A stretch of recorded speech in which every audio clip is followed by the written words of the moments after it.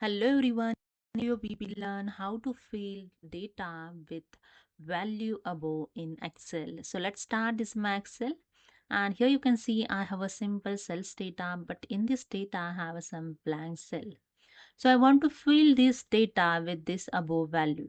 Means in this blank cell I want to fill this above value 39510. Same as in this blank cell, I want to fill 84.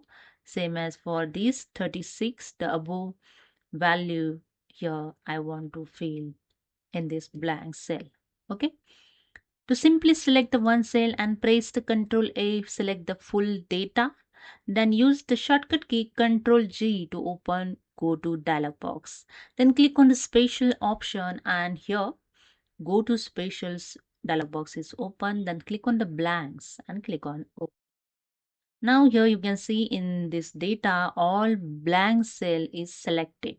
Okay, so simply press the is equal to, you can see only one cell showing the your formula is equal to, then use the up arrow and select the above value. Okay, then don't press the enter key, press the control plus enter key. So I pressed here control plus enter key and that's it. You can see all blank cell is filled with the value above in Excel.